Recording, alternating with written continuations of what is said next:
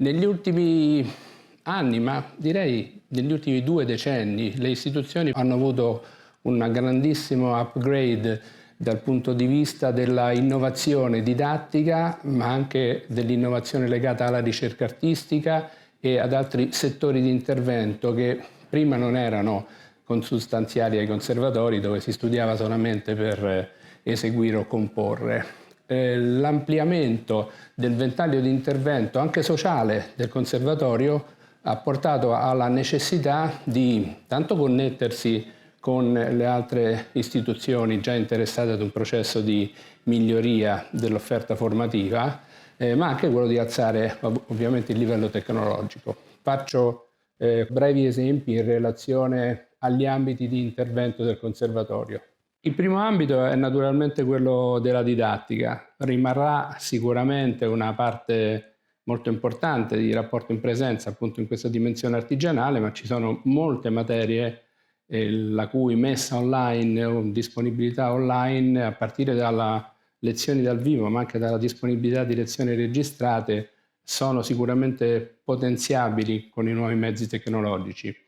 L'altra parte molto importante per noi è quella della internazionalizzazione. Santa Cecilia ha una vocazione internazionale da sempre, che negli ultimi anni è stata potenziata. Pensate solo che qui studiano studenti provenienti da 43 paesi e noi abbiamo contatti con centinaia di istituzioni in tutto il mondo, e quindi la possibilità di connetterci velocemente, di scambiare, di programmare, di progettare, di creare iniziative in comune con un'università di Tokyo o del Centro America per noi è molto importante. Quindi tutta questa parte sarà sicuramente potenziata da una doppia possibilità, quindi non solo quella dei rapporti in presenza, gli studenti stranieri che vengono da noi, i nostri che vanno altrove, ma dalla possibilità di progettare dei percorsi di studio che già adesso noi abbiamo, ma li abbiamo sfasati, cioè sono corsi di studio in collaborazione, ma avvengono parte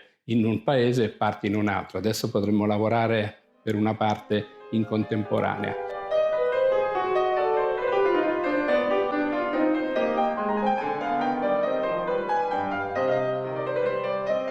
Passato il periodo di primo utilizzo, poi debbano essere proprio pensati dei modi performativi e anche compositivi diversi che sfruttino la rete.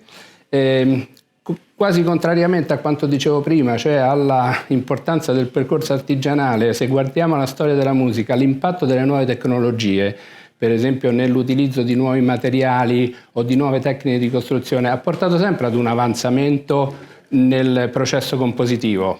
Mi spiego velocemente. Un pezzo per clavicembalo è scritto in maniera diversa rispetto ad un pezzo per pianoforte. Non è solamente perché sono all'interno di un periodo storico-estetico diverso, ma anche perché c'è uno strumento nuovo a disposizione.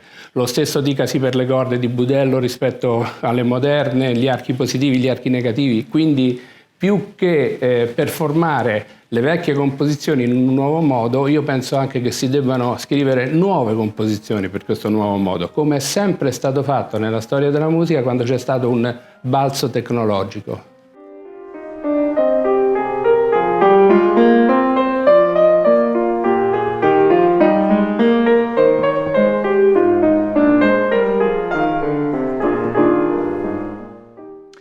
La crescente necessità di avere la possibilità di archiviare scansioni, di archiviare partiture, di archiviare formati audio e video è un problema sempre più sentito nell'ambito dei conservatori, sia perché ovviamente aumenta la qualità di questi supporti e quindi anche il loro peso digitale, sia perché ogni attività che prima comportava lo scambio, dico forse una banalità, di documenti in live può essere svolta facilmente in maniera digitale con lo scambio di file. Questo naturalmente comporta un enorme dispendio di energie anche dal punto di vista digitale. Che cosa significa? Che occorre trovare un sistema di storage che sia efficiente, sicuro, facilmente accessibile e anche a basso costo. Queste tre caratteristiche mi auguro possono avere un grande impulso dalla rete GAR.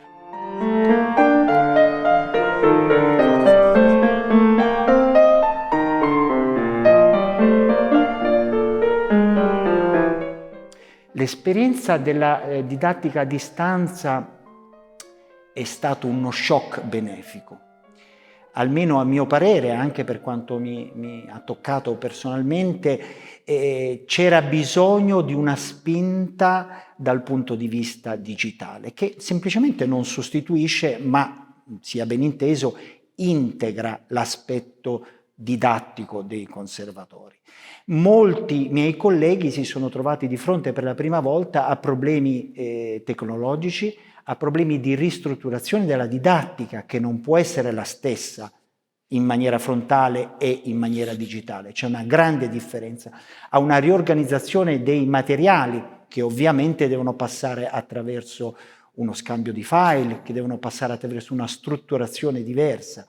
Quindi io credo che sia stato alla fine dei conti estremamente benefico. Se io ho una telecamera, faccio solo un esempio, puntata su un pedale o sui piedi di un esecutore o esclusivamente sulle mani o su alcuni aspetti della sua esecuzione, potrò poi rivederli, potrò poi trarne beneficio, potrò poi isolare alcuni aspetti, e questo non può essere che un grande beneficio per l'ampliamento delle possibilità della didattica.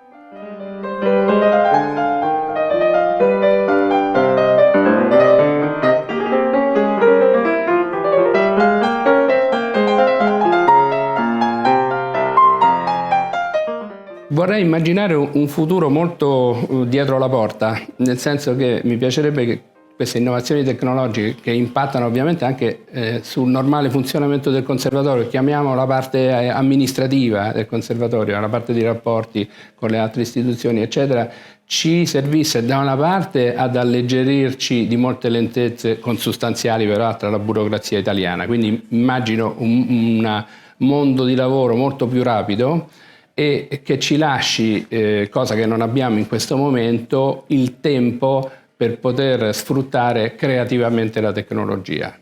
Mi rifaccio a quanto dicevo prima sulla possibilità di nuove creazioni in presenza di nuove tecnologie. Questo conservatorio ha già una serie di sperimentazioni in atto nel settore della composizione applicata all'immagine, della composizione elettronica, ma certamente la possibilità non solo di avere strumenti più veloci, ma soprattutto quello di essere in contatto veloce con le altre istituzioni, quindi non con tempi lunghi di elaborazione, di incontri, porterà alla maturazione veloce di questi progetti che avevamo già in parte iniziato.